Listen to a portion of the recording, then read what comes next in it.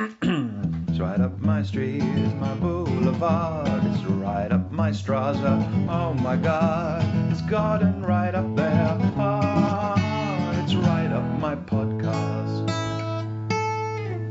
Ooh. Welcome to Right Up My Podcast. I'm Kate White.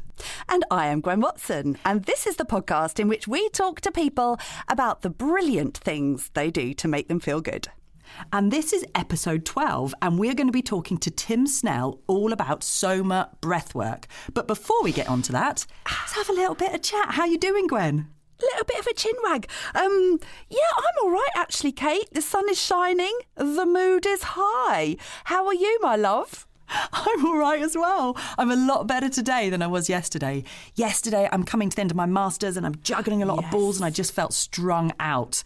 And I hadn't been sleeping because my brain just could not switch off. But I slept like a veritable baby last night, and today I've got a spring back in my step. I'm feeling good. Do you know what? I was very relieved to hear your voice this morning and to hear that you have a bit of a spring back in your step. This is very good. But also, can you tell me, because did you mention that you had some kind of a tincture to get yourself to sleep? Please tell me more. So I went to this herb. I wish I had it with me. There's this herbal remedies shop near me, and I just went in and I just mentioned, I've not been sleeping very well. My brain is so busy. I just can't switch it off at night. But I don't want to take sleeping pills. I don't want to take anything like that. But do you have anything really natural and gentle that doesn't leave me feeling hungover the next day? And she gave me this she reached under the counter. Under the counter. Ooh. Made sure no one was watching, locked all the doors and closed the blinds, and pulled out this magical tincture from underneath the counter. She blew the dust off it. Said, lean in, my child. So I leant in closer. And she said, 1 drop of this before you sleep. and you will sleep like a baby. And I did. I took 1 drop of it, mixed it with some water. And I did. I slept really well. I feel great this morning. I had a look at the ingredients because, you should always know what you're putting into your body. After you've had it. And it was just all natural. I think it was, I probably didn't do anything. It's probably completely placebo. But yeah. No, I don't think these things are. I think they're very potent herbs. Herbs, yeah. It was an herbal mixture. And it worked. I'll find it. I'll take a photo and send it to you so you can see exactly what it was. But yeah, none of our listeners will be able to see what it is, but maybe we'll put it on our Insta stories. How about that? But Gwen and I will be refreshed. That is very good news. And it brings us perfectly onto things that you do to make you feel good. What have you been doing, Gwen, to make you feel good? Oh, thank you for asking. I'll tell you what I've been doing to make myself feel good. Something I was feeling a little bit shady about as we come out of lockdown, but actually after reading an article, I feel a lot better about it. I have been showering less. Oh, you filthy bitch. You see the judgment that is attached to that. Because I used to always shower 6 days a week and take Sunday off. And the number of people, when I said to them, I don't shower on a Sunday, they'd be like, what? I'm like, no, I'm having a day off from showering. And it was my great pleasure to get out of bed and just put my clothes straight on and be like, and ready for the day. And then when pandemic hit, there was a lot of time spent in pyjamas in lockdown number 1. Oh, yeah. And showering just went down and down and down. And it hasn't really regained its original frequency. So what are we talking here? Once a week? Oh, no. I probably every other day. So I am still fine. Yeah, probably 3-4 times a week. But I saw a headline pop up the other day on my Twitter feed, and it was saying basically that as a result of the pandemic, people are showering less. And I was like, yes, it's not just me. I hear you. Hooray. But also that it is better for you to shower less. Well, that's what I was going to say. I've read somewhere that we don't need to shower every day. It wastes loads of water. How dirty are we getting? Come on, what are you doing during the day that means that every day you've got to deep scrub in the shower? I'm not doing enough activity every day to warrant scrubbing. There is not daily loads scrub. of sweat to be shed to be scrubbed off. And also it strips all of our skin of its natural oils, doesn't it? So our skin must get crazy dry. Yes. Yeah. Exactly. And we're usually using shower gels or soaps. So we're really drying out our skin. And our skin is our body's largest organ. And yes, and it actually could be, I'm just throwing that in because that's something that came up this morning. I was like, oh, yes, it is. Haven't thought about that before. Yeah, and that actually we could be really drying it out. And it's bad if you've got eczema or psoriasis. It causes more flare-ups. It can also cause more skin conditions if you're constantly stripping it of its natural oils. Girl, you're preaching to the converted here. I am down with not showering every day. Definitely. Hey, go on then. I don't think I've ever showered every day. How often do you shower? I'd say I shower.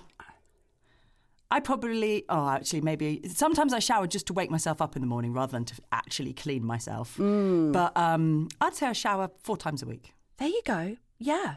Well, according to this article I read this morning, the optimum, if you want to protect your largest organ, is 2 or 3 times a week. Only 2 or 3 times? Yeah. See, that is not that much. That's bold, isn't it? And obviously the downside is that you can smell. You stink. Yeah, especially in your crevices. So but it's a small price to pay for a healthy organ. For a healthy organ. I feel like I want to do a bit of research here with right on my podcast listeners. If anyone's listening to this, could you let us know how often you wash? I'm intrigued. Yeah. And what have you been doing to make yourself feel good, Kate? Just continuing the cycle of catching up with all the people that I haven't seen for so long. I saw my mum and dad, which was such a treat because I haven't seen them for months and months and months. Been seeing more friends. I went out for dinner. I went to an actual restaurant. Hang on a minute. And I sat in the garden. Oh, my God. You see, for listeners who don't know this yet, I'm in Wales and Kate's in England, so we're having a different experience because we're not open yet. So can you just tell me so I can live vicariously through you? Tell me about it in detail. What was it like? I went to this place called the Caribbean Croft in Stokes Croft in Bristol. I know it. Bristol. Lovely. Yeah, incredible Caribbean food. And they just had a little courtyard out the back, which probably had previously been the filthy smoker's den. And suddenly all these beer gardens are cropping up. Exactly. From previously derelict little corners. Yeah, completely. Just carpenters are having a whale of a time right now, aren't they? Just erecting shelters out the back of all the restaurants. We just sat out there and just stuffed our little faces silly. We did that thing where we were so hungry when we arrived, we ordered masses of starters and gorged ourselves on them while we were waiting for the main courses. And then when the main courses arrived, we're like, I'm so full and I've got this massive bowl of goat curry that I can't even touch. Oh.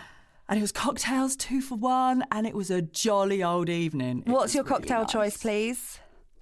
I love a martini, like a sweet martini, so a French martini or a lychee martini. And the Caribbean Croft is a rummery, so they do rum-tinis. Oh, so lovely. Oh, rum-tini. They are flippin' delicious. Oh, and who did you go with? I went with 2 old school friends, Liv and Kath, shout out. It was such a treat. It was so good. Oh, my God. And how did it feel? Did it feel at all like a little slice of normal? Like it felt totally normal. It felt just really nice. And there were lots of people out and about on the streets around when we came out. And then the next night, I had a load of friends over for drinks in my garden. They didn't leave till about 2 o'clock in the morning. Your neighbours are overjoyed. I know, I was thinking that actually. And obviously as the night goes on, the chat gets more and more bass. You're like, oh man, what are they thinking of us now?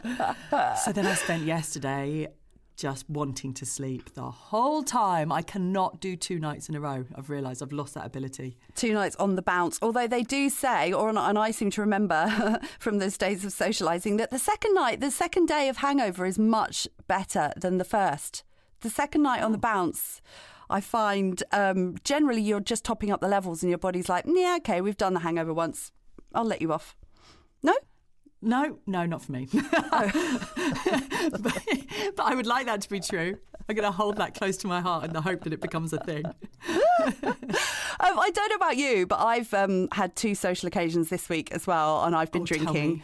Yeah. And I've discovered now, but on both occasions I only had 3 drinks, and the next day was feeling very shady. It's like, oh my God, I can't handle my booze anymore. I get pissed within about 2 sips. And then I get very, very excited. I love excited Gwen. Yeah, a little bit teary when I arrived at my friend's garden the other day. Oh my yes. God, look at this! And just can't handle the truth anymore. Pandemic's ruined my tolerance. I know, been totally destroyed. Yeah, it's just we've all come bouncing out of lockdown all overexcited, destroyed ourselves, realised that maybe we should wash a little bit more and drink a little bit less. I think what it's taught us is that we need to drink more. It's right up my podcast. So, episode 12, SOMA Breathwork. What is it all about, Kate? We talk to a very interesting man called Tim Snell. Tim is a SOMA Breath Advanced Instructor, and he's also a certified international leadership and performance instructor. So he actually came to SOMA Breathwork after already having a really successful career in consulting and leadership. So he's got this really interesting background before he got into the breathwork. And he delivers one-to-one coaching. He does deep breathwork journeys. Tim was also one of the lead breathwork instructors on Breathfest, which was a huge international breathwork festival. So safe to say, he knows what he's talking about. And we started our chat with Tim by asking him, what is SOMA Breathwork? SOMA Breathwork is a combination of pranayama techniques. If we think about pranayama as being one of the limbs of yoga, so if you've done asana, which is the physical aspect of yoga, then breathwork is one of the other limbs of yoga. So this is the breathing limb, where we work with the breath and our body. And what SOMA Breath does is it combines pranayama, the ancient techniques of pranayama, with visualization. So we think about using our imagination and visualization, and using what I would say is very hypnotic music and very elevated, ecstatic music to bring all of that together into a single practice. Oh. So if you've heard about breathwork as being going along to a class and we're going to sit down and be quiet and be in our space, yes, that's one way of doing it. SOMA Breath brings together some physical movement, some toning, using the imagination to create imagery about what it is that you would like to focus on, and then using the breath work to amplify that imagery or that experience. And with the pranayama techniques that we use combined with the music, we are able to put you into fairly ecstatic or higher states of vibration. It's the only way to describe it is a higher state of being. Wowzers. Wow. Oh my God, that sounds amazing. I'm going to admit that I did imagine it was sitting quietly and breathing in, in a kind of meditative state, that it's kind of like a meditation with breathing. But my goodness, this doesn't sound anything like that. I love the idea of it being with music, because so often that can, that just evokes so many deeper emotions when you're doing something. Absolutely. But it is about being in a space that, there is a point at which we do move into a meditative state. But because you're connecting through the breath into your meditation, you're using the breath to connect to that meditative state. So go deeper into that meditative state. But there's another piece to this, which I haven't explained to you, which is where we use what we call intermittent hypoxia. So where we actually use breath holds to put you into a slightly hypoxic state, so low oxygen state, an anaerobic state. And that helps to amplify the experience of the meditation. And so we use what we call an exhalation breath retention. So you breathe all the way out, all the air out of your lungs, and you hold your breath. And this can be really uncomfortable for people. And, we have to make sure that people are able to do this type of breath work, because it's not for everybody. There are certain contraindications that we check to make sure that we can do this safely. But for those people who are clear and they can come along and do SOMA Breath with us, that intermittent state of hypoxia resets your autonomic nervous system and helps you to break up your conditioned patterns, your conditioned ways of thinking, because you are in a state of no place. If you get to that point of no mind, no thinking, you can get to that point through the intermittent hypoxia and the breath retention phase. Wow. This reminds me of when we were teenagers and my sister and her friends, they had this thing, and it was a craze going around my school where you would breathe in and out really quickly and then, push all your breath out. And then what happened at the end is you'd get really lightheaded and a bit spinny. We used and to people do were that. and people were falling on the floor and stuff. So it sounds to me like this is a little bit similar. Are you getting, what effect are you getting? Are you getting that kind of lightheadedness? So I've heard other instructors describe it as some people take psychedelics, some people come to SOMA Breath. Oh, okay. Oh my God. Fascinating. It's that feeling of, it's just a really good feeling in your whole body. So if you imagine after 45 minutes of being in a deep place where you're connecting to your breath, where you're listening to the music and the music is taking you on a journey as well, the way people describe it at the end is I'm vibrating all over. I've had a full body orgasm. I've really, stimulated my whole body. People have said to me at the end of doing, several weeks of this, are you using a new product or something because your skin looks great? Blimey. Wow. Yeah, it's that kind of change that people come for. So if you said that the movements that you do it's all tied in with the specific, whatever the specific thing is that individual wants to bring to the practice of them today. So is it really bespoke then, the physical element of it? So the physical element, so when I say movement, we do dancing, we do shaking, we do other just forms of body movement at the beginning to help. Essentially, if we think about everything that happens to us, we are energy in motion, where we are, our emotions like the weather. So our emotions come and go, they flow through us, but sometimes we hold on to emotions. And so what we do with movement is we encourage people to get up and dance, get up and essentially shake your body to break up some of this energetic pattern, to free whatever is stuck inside of you from an energetic perspective. And then when you go in and do the breathwork meditation, there's a guided visualization journey. So there might be a theme for that particular journey. I set different themes depending upon what people have shared with me. When we come together as a group, where is everybody at? What are you connecting with at the moment? And there might be keywords or a key theme that comes up. And then when we move into the breath retention phases, what we know is that if you've really shaken things up and you've really shaken your body up, in those breath retentions, for my own personal experience, I cried for a week. For my first week of doing, well, not continuously, but of doing my breath work in the morning, I would then have a little cry during the breath work because without the story.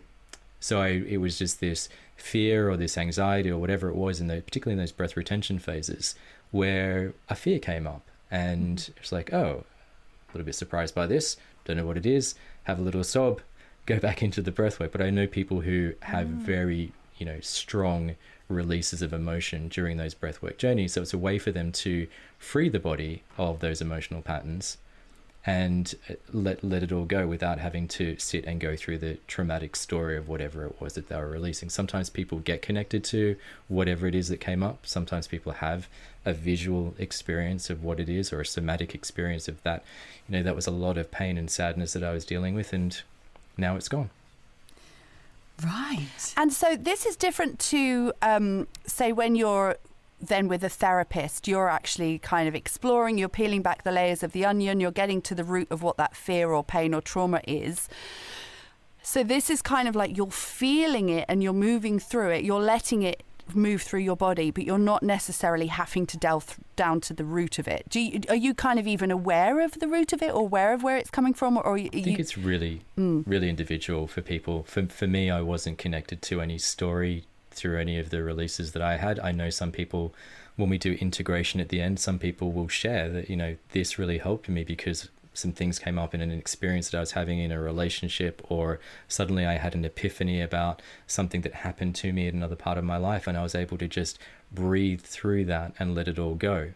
So this isn't therapy, it's not a replacement for therapy, but it can be a place where people might have a therapeutic release. And I also find that some people who come to SOMA Breath or any kind of breath work, in fact, may already be doing work with a coach or may already be doing work with a therapist. And so this is another avenue for them to explore that release. Right. But SOMA Breath was born less out of the therapeutic space and more about the let's amplify your own personal vibration.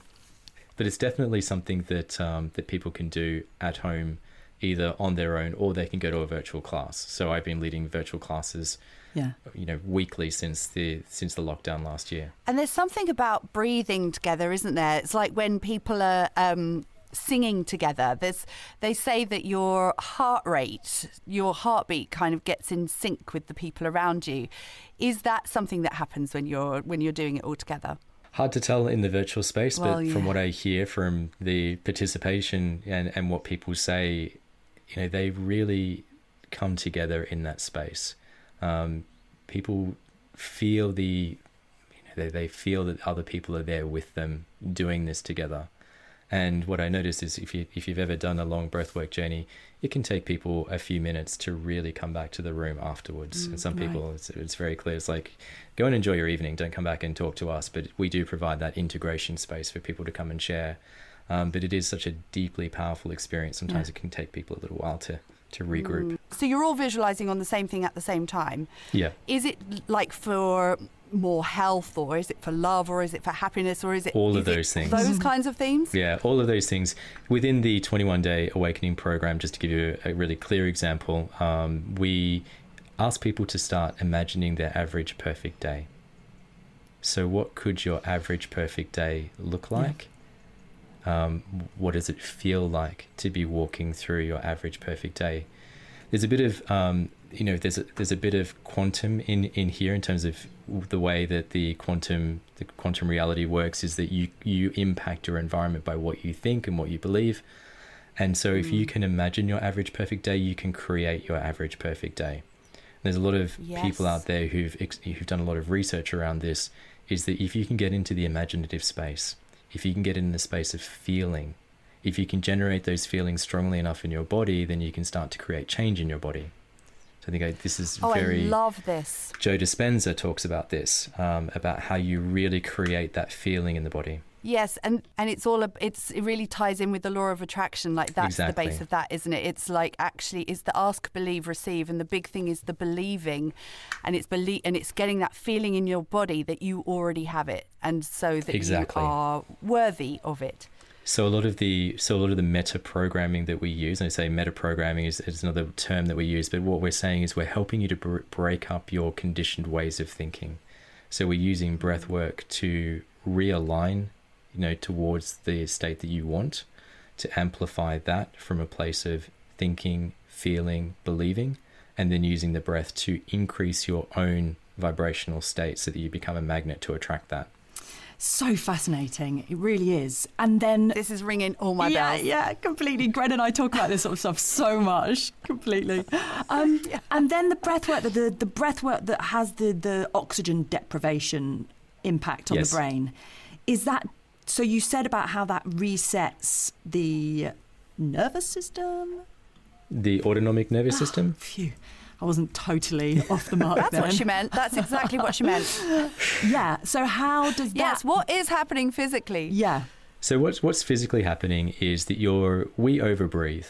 So all of us have been conditioned to breathe way too much. And we can see this in terms of our lifespan compared to other mammals or animals that breathe at a much faster rate. Their lifespan is a lot faster. And if we think about other animals that are on our planet where they breathe a lot slower, they live a lot longer.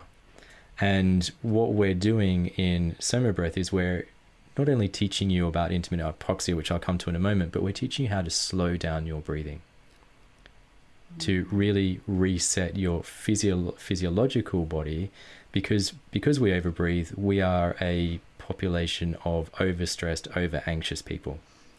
And I'm just smiling to myself because of all the things that I have to worry about in my life. Now I've got to add in over-breathing to that list. Over-breathing. I'm breathing too much. I've always thought that about you, Kate. You know that Kate, she breathes a hell of a lot. Bit breathy.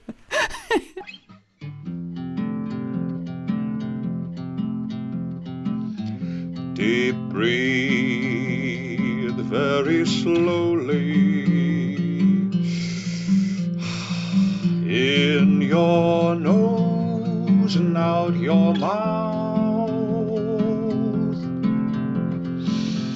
Feels good, can feel kind of dreamlike. Letting your tensions flow out. I didn't know I could control my mind.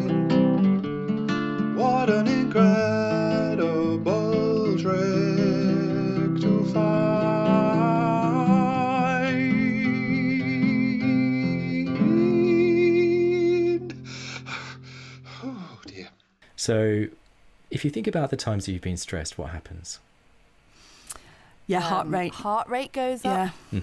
And where do you tend to breathe your breath from? is shallower. You're breathing from your chest rather than your diaphragm. Yes. And so if you're breathing from your chest, the receptor. So there's the two branches of the nervous system. We've got the sympathetic, which is our fight and flight response, and then we've got the parasympathetic, which is our rest and digest. If we think about it in those two ways, it's very simple to remember. So when we breathe from our chest, in our shallow breathing, we're activating the sympathetic nervous system because there's receptors in our chest which say, right, breathing in chest, we're essentially starting to shallow breathe, activating the fight and flight response, and that becomes a cycle where we breathe more through our chest, we get more nervous, we get more anxious, and we're suddenly in that sort of panic spiral. And what's the advice that people give to you when they see that you're starting to feel a bit anxious or panicked? Slow it down, deep breaths. Take a deep breath. We've all heard that before. And, all of this stuff has been hidden in plain sight. But what it really means is to take a deep diaphragmatic breath where you breathe into the belly first, and then you breathe into the chest second. And if you do that, you're going to change the physiological signs of stress in the body. So you're actually going to reverse the fight and flight response. You're going to open the capillaries. But the reason why it happens is because everybody thinks that we need more oxygen. But actually what we need is a balance between oxygen and carbon dioxide. And it's the carbon dioxide that regulates how much oxygen we take in. So when we go into intermittent hypoxia, what we're doing is we're increasing the amount of carbon dioxide in your body. And so if you were to hold your breath with no air in your lungs, it's not about a lack of oxygen as to why your body has a response of wanting to take a deep breath. It's wanting to expel all the carbon dioxide that you've been building up. Right. And so in that pause, there's a lot of research done into the intermittent hypoxia done by Russian scientists who looked at this through the hyperbaric chambers, and we're looking at what happens if we have people training at high altitude. So you would have heard of people going and becoming much more efficient in their oxygen use. So using small little bursts of intermittent hypoxia, we're actually increasing our nervous system's resilience to lower carbon dioxide. We're becoming a little bit more anaerobic. Right. We're also shifting the pH in our blood, because if we overbreathe, we're increasing oxygen, we're increasing the oxidative stress. Okay. So we're increasing the amount of stress, we're increasing the oxidization, the rust in our bodies. So when we slow it all down and we have small bursts of intermittent hypoxia, we're then starting to reverse that process, and we're starting to increase the resilience in our body for more anaerobic performance. Which then means, so if we look at some of the things that other breathwork instructors use, they might use bursts of intermittent hypoxia, where they say breathe all the air out of your lungs and then do push-ups. Right. God, I can't do push-ups with a lung full of air, let alone without any air in my lungs. That would kill me. Yeah. So you're actually retraining your body to become far more efficient in its oxygen and carbon dioxide usage. How long are people holding their breath for exactly? How long are we talking? Like Tom Cruise, kind of 6 minutes underwater style, or No. I reckon I could do we're about talking 20 about seconds. 2 minutes. 2 minutes. Blimey, that's a long. 2 That's minutes a long is quite a time. long Which can time. feel like a long time. Yes. But again, we always have there's always a fail safe, which is that if you get if you get that urge to breathe, take a small breath in and then breathe out again and go back into that state. So we're not saying to people to become Superman at the beginning. We're saying to people people will build up over time. So you hold your air out of the lungs for as long as you can, take a small breath in, breathe out again until the 2 minutes is finished. Some people can go longer. And I guess this is why it's really important when you're learning the practice, at least, to do it under the guidance of someone like you. Exactly, so that we can work with people, we can monitor them, we can see what's happening in the space. And it's also about helping people to work through the discomfort, because if you think about this from another perspective, all growth happens in the discomfort zone. We have to be able to get out of our comfort zone in order to be able to create growth. Yeah. And so one of the ways, and another way of doing that might be to go and have cold showers every day, which is another one of our practices. So I have a cold shower. If I can face a cold shower in the morning, I can do anything. It's so fascinating. It's so much more than I expected, to be honest. Yeah. Same here. You know, you kind of think, how exciting can breathing be? But gee whiz, I had no idea how exciting it could be. Yeah, well, this is part of it is, just give away all the secrets of SOMA Breath, but part of it is it's the music, it's the breathing, it's the visualization that we come to, but it's also just you using your body to create a state and to create those biochemicals within your own body without needing to ingest them. So when you ask me what is SOMA Breath, there is actually the legend of SOMA Breath. Tell us. So the legend of SOMA Breath is the ancient rishis were using a plant called the soma, and in the same way that there is another plant out there called ayahuasca, which is a tea, a spirit, and a plant. Soma was a liquid, so it was a concoction, a tea. It was a plant, and it was a spirit. And so what the legend of Soma, and the reason why the connection then to SOMA Breath is that experience, the Soma was helping the rishis to achieve a heightened state. And the legend has it that the Soma ran out. Oh. There was no more Soma left. And so they had to then go inwards, and they had to explore how they could create the Soma within. And there's some very good documentary out there which essentially says that they believe the Soma was in the head. And so some of the inversion practices were to keep the yogic inversions were to keep the Soma in the head to stop it from running into the body and running out. But what they were using was different techniques. And so the connection to SOMA Breath then is that when we do SOMA Breath, we reach those heightened states. So we use the pranayama techniques of Kavala Kumbhaka, which is the breath retention, to help us with that intermittent hypoxia of holding the breath to reach that heightened state, to activate the Soma. And what you're actually doing when you hold the breath all the way out is that the only time that you get close to this is at the point of death. So if you think about it, when you die, you stop breathing. And so what you're in one very subtle sense is you're replicating that experience as closely as you possibly can without dying, where you're deprived of oxygen, your brain starts to fire the tryptamines, which gives you the lights and the colors, and you start to have that psychedelic experience. But because you've also been activating all of the energy in your body through the breath work, your body is vibrating and you're seeing colors, and that's where this very psychedelic experience comes from. But there was a legend that thousands of years ago, the rishis knew this. They were activating their heightened state of awareness, their heightened connection to a deeper part of themselves through the Soma. That's really interesting. The legend of Soma. When you were talking about the colours and so on, that was exactly what I was thinking about that's what happens when your brain starts to die, I suppose. Yeah. This has really ruined it for me because I was watching that we were talking about that series on Netflix that I've been watching recently called Surviving Death, and you've got the first episode is all about people's near-death experiences. I really loved the story that they're seeing all the colours as they go into heaven, and that there's their old relatives welcoming them in, and it's all about the colours. Boo. Who would you recommend SOMA Breathwork practice for then? So SOMA Breath is a practice for, I'm going to say, almost anyone, apart from people who have specific, contraindications or things that might prevent them from coming along and doing SOMA Breath with us. So what I mean by that, I'll explain the contraindications in a moment. So these are things that may prevent you from practicing. But when I think about who comes along to SOMA Breath, I have people from corporations, I have people from the yoga community, I have people who are coming along to dial down stress and anxiety. I have people from all around the world, from all walks of life. It really is for anyone. Right. But there are some illnesses which people may already have, which prevent them from doing what we call the breath retentions, only the breath retentions. So if we think about SOMA Breath as being pranayama techniques, so the breathing techniques that you would get if you went to a pranayama class, it's the breath retentions where we have the contraindications, where we have this, it can create an issue for people. So there would be people who already have a critical disease. There'd be people who have what we call COPD.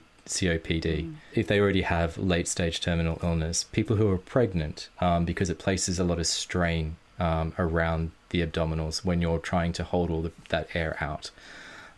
people who have a pacemaker or, uncontrollable hypertension and sometimes tinnitus. These are the people who may not be able to come along and do SOMA Breath without really clear instruction and really clear guidance, particularly around the breath retentions.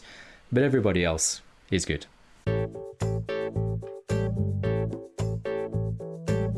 I like to live in a predictable way. I have the same old sandwich every day. The same routine, the same ideas, the same tomatoes and the same cheddar cheese. Oh, I'm willing to try something new with a nickel, pickle, and some chutney too. I'll give it a try, yes, I'll give it a go. I might just like it, well, you just never know. But I'll always love a cup of tea.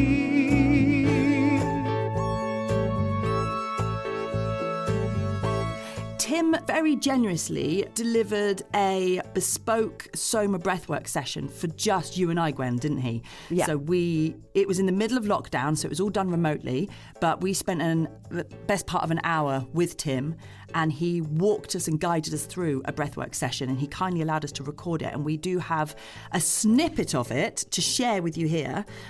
We wish we could share the whole thing with you, but we can't. And that would be probably rather dull, because a lot of it was just us breathing. That's so true. What am I saying? Of course we don't want to share the whole lot with you. That is not good listening, folks. People will be like, I've got the gist of it now, girls. Yeah. Skip on. Yeah, you're still breathing. But hopefully this will give you a bit of an idea about what actually happens in a SOMA Breathwork session. So we're going to orient you to the breathing technique first. There'll be a brief intro before the breathwork begins, and then you'll hear in the track a count, and it'll be something like in, 2, 3, 4, and out, 2, 3, 4, and it'll be consistent. And you'll have my talking over top of that.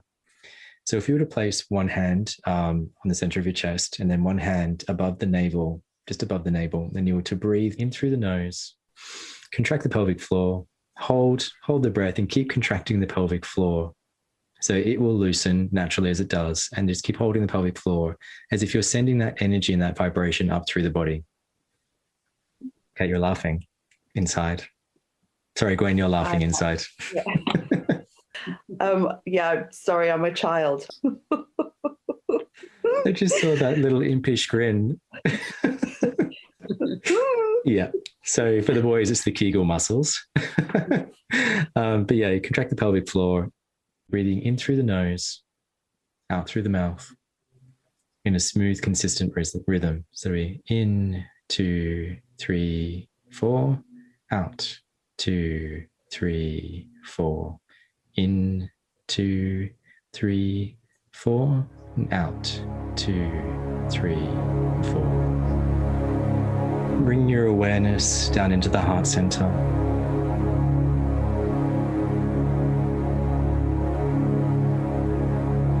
Generating a feeling of gratitude in the heart.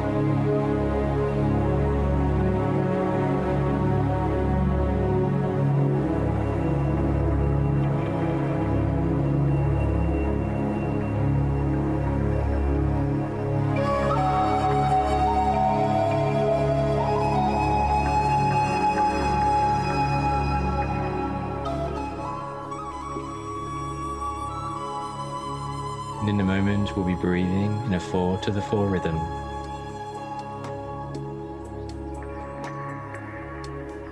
Three, 2, 1, inhale. 2, 3, 4. Out. 2, 3, 4. Breathing in through the nose, 3, 4. out through the mouth, allowing the body to completely relax.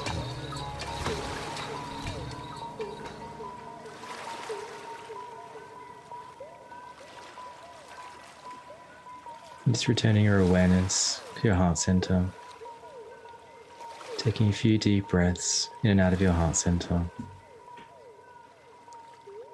and saying to yourself to be here now. How are you feeling, Gwen?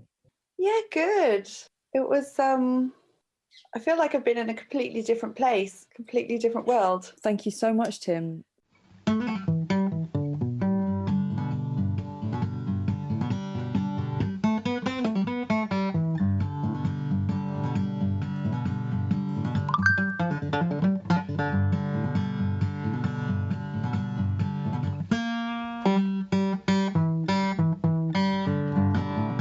Thank you to Tim for taking the time to talk to Gwen and I about SOMA. That was so fascinating.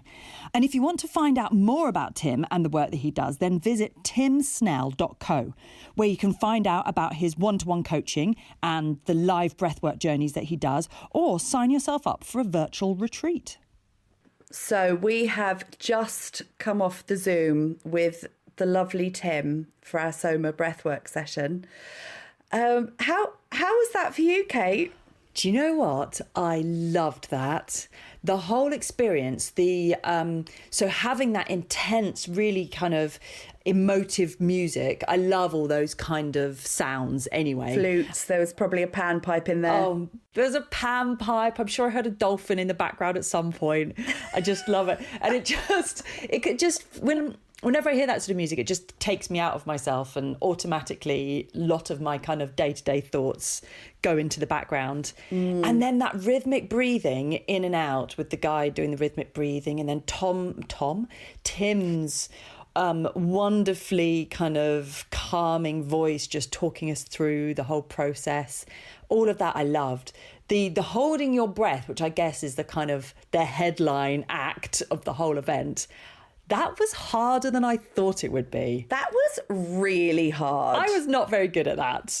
I held my breath, and straight away I was like, boom, gotta breathe. So hard. I was so relieved, because there was a bit of me that was also like, oh my God, I can't hold my breath. Oh my God, I can't hold my breath. And then like, I wonder if Kate's holding her breath.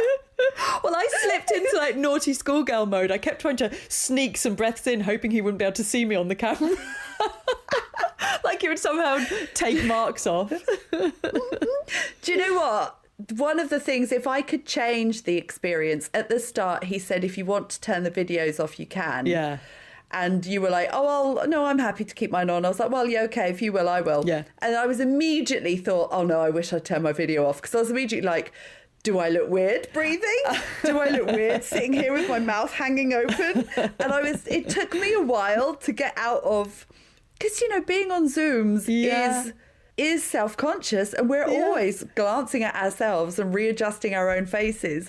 So to sit there with your eyes closed, letting it all hang out, I was like, oh my God, I wish I'd turned the video off. He wouldn't have cared at all, would he? And I wouldn't have noticed because my eyes were shut the whole time. Yeah. I did at one point peek, and I did see him sat there looking at the screen. I was like, oh no, is he looking at us thinking, they got weird faces. Weird breathing faces. Because I was thinking, oh, it's okay, he's probably got his eyes closed too. And then I thought, what if he's got his eyes open? And I thought, I can't look, I don't want to know. I would love it if he was just sketching some caricatures of us while we were doing it. Just show them at the end. Look at this. This is what you look like. Or if he was sat there eating a picnic bar and scrolling Twitter on his phone while going, yeah, carry on breathing, girls. That would have been even better, definitely. But actually, credit where credit's due. He was amazing. The way he kind of talked us through the whole thing was so calming and lovely. Yeah. And we did 2 rounds, and so a normal breathing session is that you do 5 rounds, and I was beginning to relax by the second round. Yes, definitely. And because in the first round as well, we'd chosen our chosen word, which was calm. Yeah. And peace. Yeah. And so I'd thought of calm and peace because I'd had a blazing row with my ex in the morning. Well, it was basically him shouting at me and me going, alrighty. Hey, dude, he's just really stressed. He's moving, he's given up smoking. So I was trying to, I just kept going over that in my mind. I was like, Yeah. right, I want calm because of this situation. And I kept thinking of that situation. So when he was saying, like, think of love and gratitude, I was like, oh no, I should be thinking of love and gratitude, not the argument.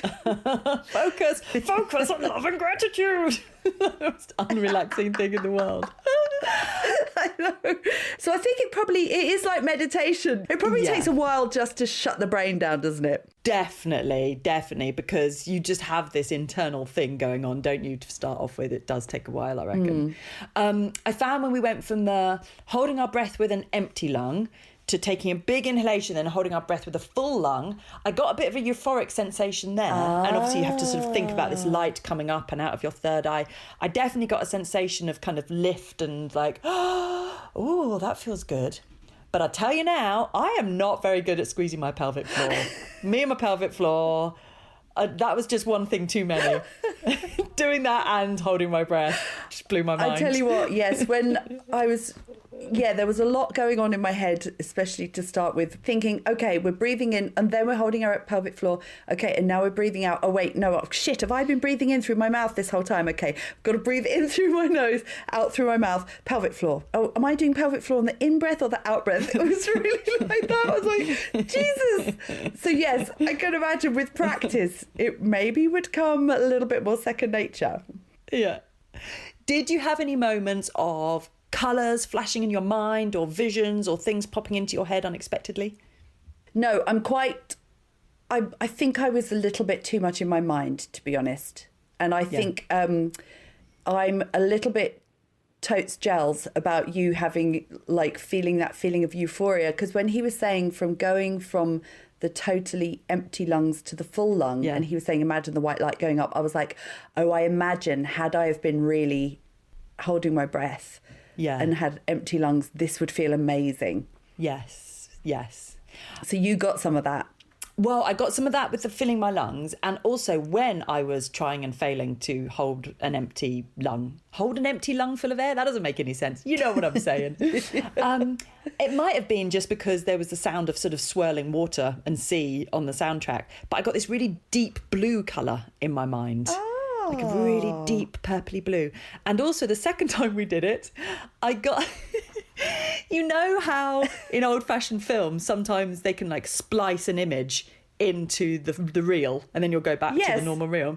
I kind of got that experience with a little image popped into my head of a... Sorry. Oh God, I'm dying to know what this is. Of just a pair of naked man's buttocks just popped like boom into my head. And then disappeared again, out of nowhere. I don't know where that came from. Why? Wow. I don't know if that's... You really went on a journey. I don't know if that's related to the SOMA breath or if that would have just happened anyway. Is this an image that often pops into your mind? Well, maybe semi-regularly.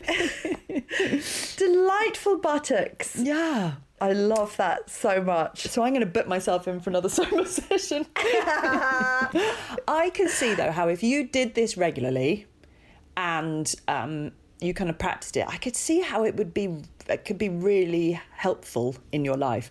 And I think if I'm finding I can't make a decision or I'm feeling too stressed to kind of think clearly about something, I'm definitely going to do that box breathing that he was talking about. Yes. So I was thinking exactly the same thing. Tell the listener, what was the box breath?